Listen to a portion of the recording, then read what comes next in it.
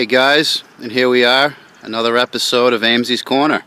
And today I have something very, very special for you. We're on location here in Ipswich. This is my buddy's place.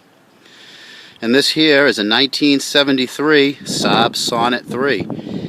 Now this is a car that I'm going to do everything in my power to own. I'm going to try to leave here with this car today. She needs some help, and we're really going to get into this one. We're really going to take a good look at this car. So let's get right to it. We'll go right to inside. Now this here, pretty rare car in America. Not a whole lot of these out here. We got that Sonnet 3 dash, real neat. Look at that. Looks like it's got 10,000, 11,000 miles, but that doesn't matter because mileage is not really this car's problem. Now it's a good thing I know how to weld. I know how to make things and fabricate things out of metal, because as you can see, this being from Ipswich, this salt air hasn't treated this thing very well. And usually I'm not afraid of stuff. I'm kind of afraid of this one, but I'm up for a challenge.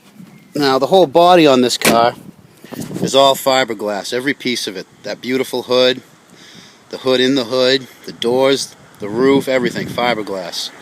And we'll come around to the back. I really like the back of these. There's the rear. Let's take a look inside the trunk. If you want to make some spaghetti, I got just a tool to get the water out of it, as you can see. Now this thing's bad. This is bad. Normally a car in this state, I would say no way. It's all done. I wouldn't even think of it, of trying to bring something like this back. But it's got a few things going for it. One of those, it's small. It's a tiny, tiny car. The other thing is all the coach work, all the body work is fiberglass, which means I don't have to blend panels. You know, a lot of times fixing rockers, you got to blend it. Well, the rockers are fiber. Everything's fiberglass. I believe the rockers are steel, but you don't have to blend it to the body. And then we got the hood of this thing, the front end of it. Those headlights are mechanically operated. There's a lever in the dash. We'll get back in there and take a look, and it pops them up. Unfortunately, they're not hooked up. The whole front of this car was off of it. We just kind of threw it on just for this video. Yep.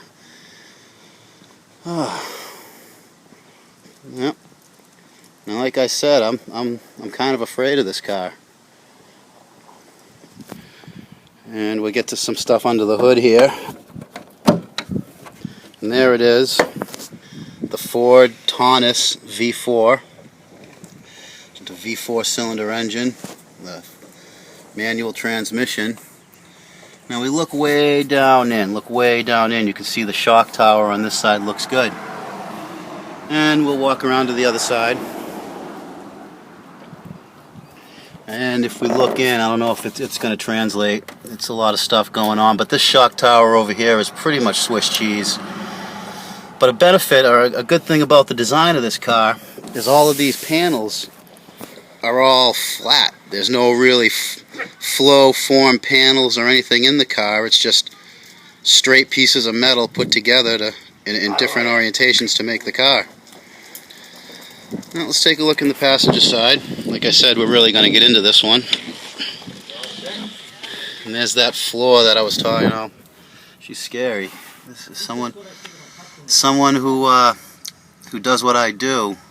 Looks at something like this and oh my god, what am I thinking? Feel free to leave a comment and tell me I'm out of my mind to save this car, but I think it deserves it. I really do. It runs and it drives. It starts right up. I actually drove it to where you see it. Yep, she needs some adjustment, but let me know what you think, you guys. I own it. This is that Saab Sonett 3, and here I am driving it home. She's a little rough around the edges, but man, she just wants to run. Runs great. Shifts nice. Feels nice and tight for how rotted out it really is. Let me downshift. Take a listen.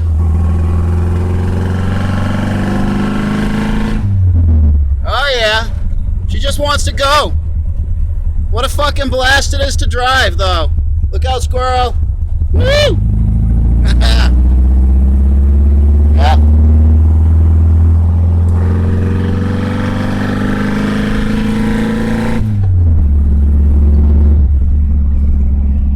An absolute blast to drive this little thing is. Man, does it turn heads. I don't think I've passed a person walking on the street, working in the yard, or someone driving by that wasn't careening, looking, trying to see what this thing is.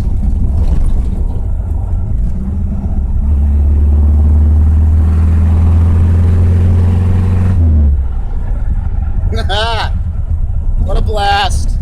What a blast from 1974.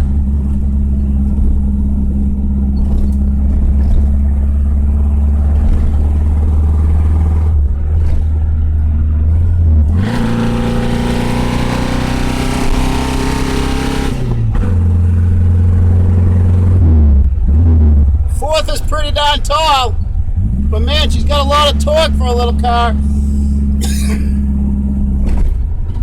Sure don't feel like 60 horsepower.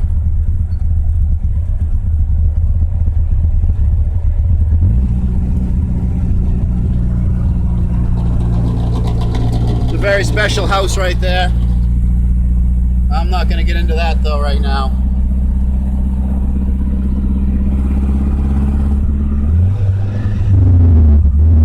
Now it's got that freewheel. I let off the gas. It's in gear right now. I've got the freewheel on, and it just coasts. No engine braking whatsoever in this mode. That's because this transmission was from the two-stroke versions.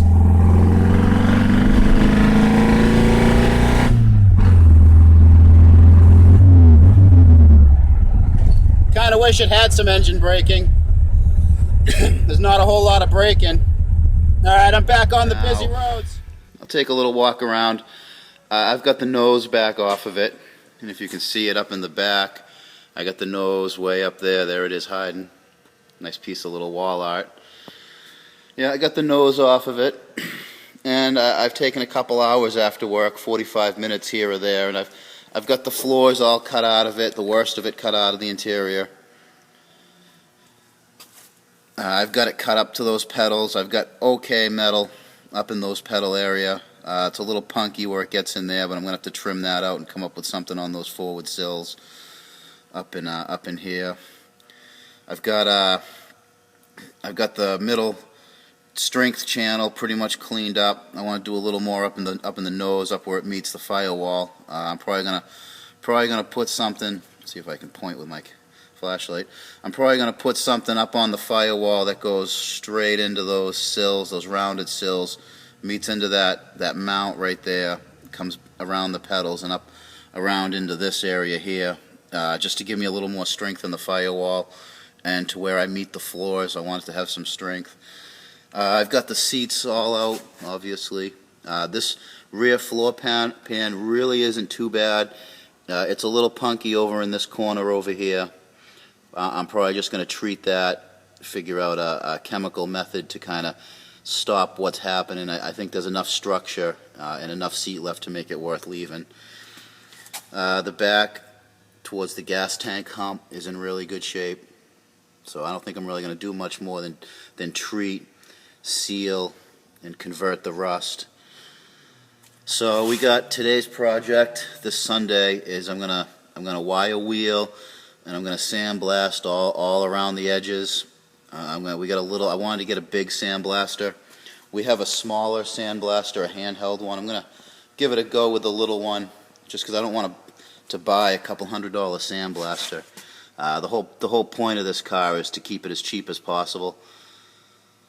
The plan is to kind of preserve it like it is as best I can. I mean, it's pretty bad, but there's still a lot of structure in these seams, these sills. The rockers are in decent shape, which is kind of the only saving grace here. The trunk is still a mess.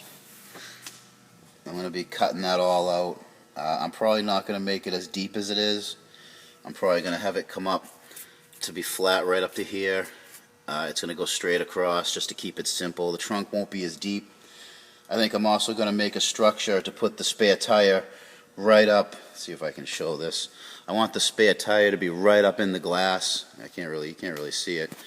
I think I got a thumbnail on one of my other videos that has an up high into the rear view of this car, and I got the spare tire in the back, and I think it looks really neat seeing the spare tire through the glass. So this is where it is now. A couple of hours, and I made a little progress. Today marks the first day that I actually added metal to this. We'll get to that in a second. One thing I did last night is I treated everything with phosphoric acid. Let me get my flashlight. I've treated everything with phosphoric acid, and what used to be red rust is now something called ferric phosphate. Instead of ferric oxide, which is rust, what the ferric phosphate does is it converts the rust into ferric phosphate, which forms a barrier and doesn't let any more oxygen get to what's rusting, and that's how a rust converter pretty much works. Let me close this door up, a little loud out there. Now here's what I did today.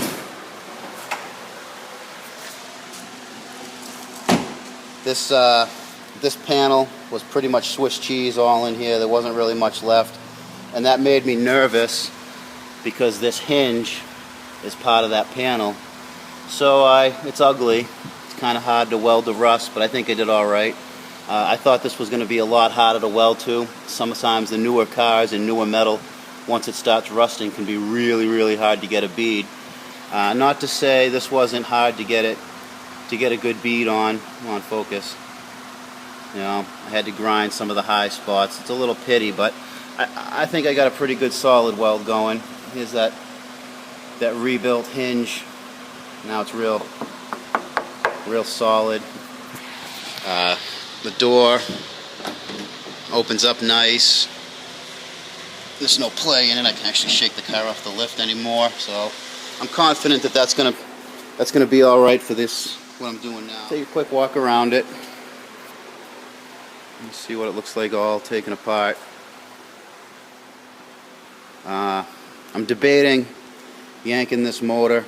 I'd rather not do it, but I'm thinking on taking it out just so I can get at the strut area over here. I haven't decided what I want to do with that, but that's why I'm picking the small things.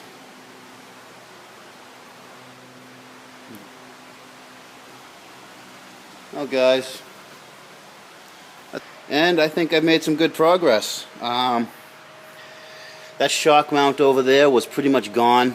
There was really nothing left. A big hole right under where you can see the rubber mount. There was a big hole underneath where I could see the tire and everything. And I took some steel, welded it in, heated it up, and hammered it and formed it to reform this shock tower. And you can see it sticks out. It's flat. Puts it right at the right spot. I'm pretty happy with that. I've got a little more work to do on it to where it's going to tie into the trunk panel down here, because this is all going to get cut out. The trunk's going to be at this height here and come across, and I want to tie that shock mount into it. I'll probably put a shock brace of some type from one side to the other on this. I also did a patch up here. This was a nice hole starting. Now it's all the rust is cut out, treated, so it won't keep rusting.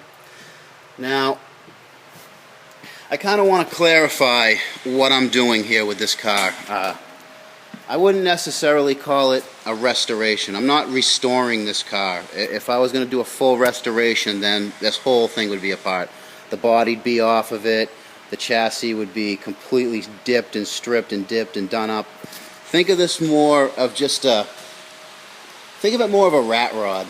I'm kind of giving it more the rat rod treatment.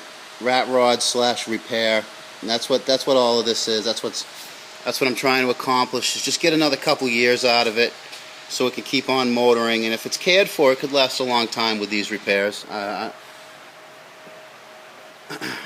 know, you got the the door repair from last week. You saw that last Sonnet Sunday. I got that taken care of. I think maybe I was going to touch on today some of the tools I'm using. Maybe we'll go over what I'm using to fix this up. We got the nice snap-on 220 welder, MIG welder. That thing works great. We got a giant tank on it, so we don't have to worry about running out of. And then you got your 4-inch grinder, 4.5-inch grinder. This is probably the most useful tool I've ever used in metalworking. You've got the grinder, can grind. You can put a thinner wheel and cut. I got the wire wheels that go on it to strip. I've got sanding discs that go on it. I've heard these referred to as the poor man's lathe. If you have a welder at home, you really can't do anything with that welder unless you at least have one of these. There's a lot of other tools that do what this does, but no other tool out there can do as much as this does. So 4-inch grinder is probably my #1 welding tool. And then something I've never really used it in doing this kind of stuff is a plasma cutter. Now this is the 220 plasma cutter we're using. We really haven't used it too much in the auto repair side of this, but it's like having a laser beam in my hand. I can just zzz, and cut a piece of metal perfectly whatever size I want, and it doesn't even get that metal hot when it cuts it. It's pretty impressive. You can see there's the gas tank. I had to pull that out to get at that shock mount, so that's what a Sonnet gas tank looks like. And then the good old-fashioned gas axe, the torches. I mostly use this just for heat on a project like this, you know, or to cut out something that's hard to get to that I can't get anything else. I'll use this just for the last little bit. But mostly what this is going to be doing on this project is just to heat those patch panels so I can really hammer them in and reform the metal. Yeah, and that's pretty much all it takes. Just that and the knowledge the know-how to use them, these tools. Take a look, see if you can see that other shock mount out in the open. And that's serviceable, and that's repaired. And you can see they're pretty close to the same shape. So I'm confident that repair is sufficient. I've made a lot of progress here. I was in here every day on the holiday, and I got a lot done. I was here yesterday, and I got this seam all buttoned up and taken care of. Nice and tight, nice and tight.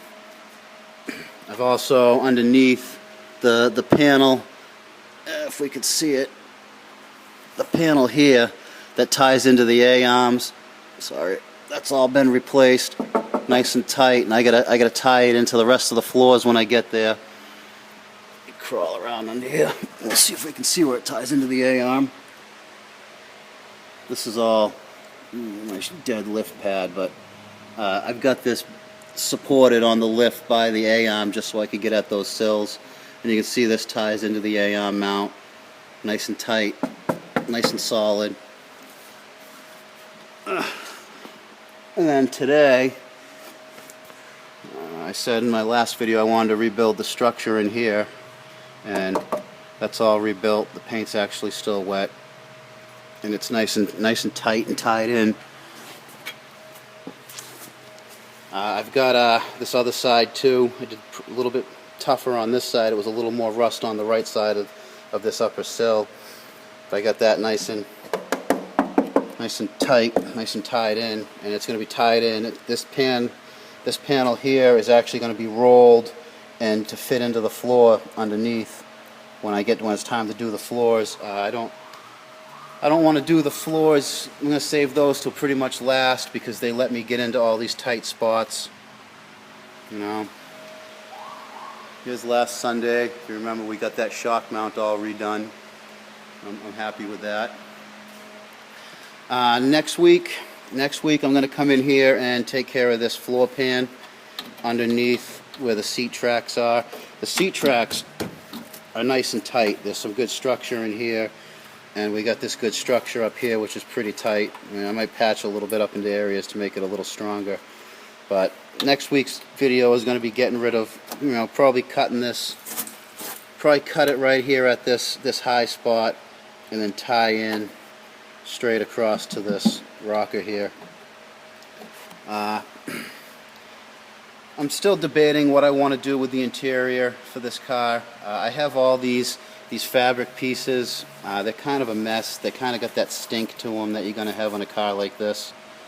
I think what I'm going to do is I'm just going to paint this interior. I don't think I'm going to put any sound deadening material. Maybe just a carpet to cover the floors, and that's about it. I want this to be kind of a driver's car. I don't even think it's got that old stereo up here in it. I think I'm going to get rid of that. It's going to have no stereo.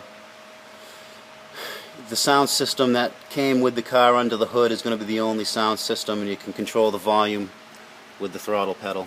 I think that's going to be the only sound system. I had a small little project to take care of first. Looks like Josh over there's got his bike all apart. Figured I would have saw him in here today. He traded that for that other bike you might have seen him on in one of my vids, the white one. He traded that bike, which is a 2-cylinder, I think a 500, for this thing. I'm not sure what size it is, but he ran it through the cabbage. He's all right. You know, I called it. Remember in that video when he came up on it, I said, "Yep, he's going to run that through the cabbage." Well, he didn't run that one, but he ran this one. Banged himself up a little, but he'll live. I came in this morning to work on my electric boat. This is my electric kayak. I like to kayak. I hate to paddle. I ended up enclosing the bow a little better. But I'm going to get out of here after this video and go float around in the Merrimack for a little bit. Well, let's see what we did over here on the old Sonnet. Well, if you remember, the trunk was all rotten out right here. It was coming down to right about, let me get away from that light. Let's see if we can see over here if this translates. It was down to about here and come across, but I trimmed it out to where it's going to be, which is right at this panel here, and you can see I trimmed it square to here, straight, and it comes back. It gets kind of rotten again back in this area, which I got to cut out.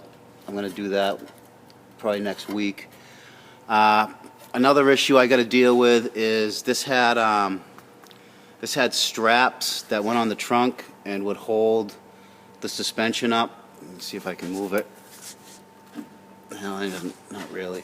But it keeps the spring from going too far down. You know, the shock's pretty much holding it, and the shock mounts aren't meant for that stress. So I'm going to have to come up with maybe a cable system like you would have on a pickup truck bed that goes from this up into here, but on the outside. I'm not really worried about it. Another thing I did today is we got this, if you remember, let me get my flashlight over here.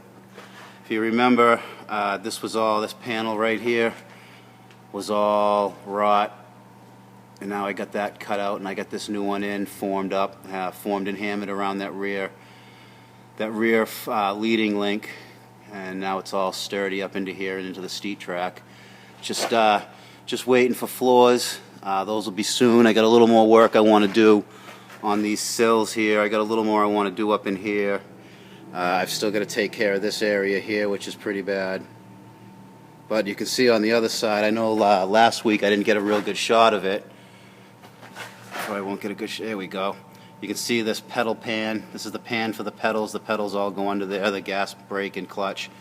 And there's that A-arm mount where it's tied into that piece that's tied into that. So now that's all structurally sound. I'm confident that'll be sufficient for what I'm trying to accomplish here. We got some ugliness right here. This side over here isn't nearly as bad as the passenger side was, but next week I'm going to cut this all out and take care of this corner here, and then do this over here, and then I think I'll be ready for the floors.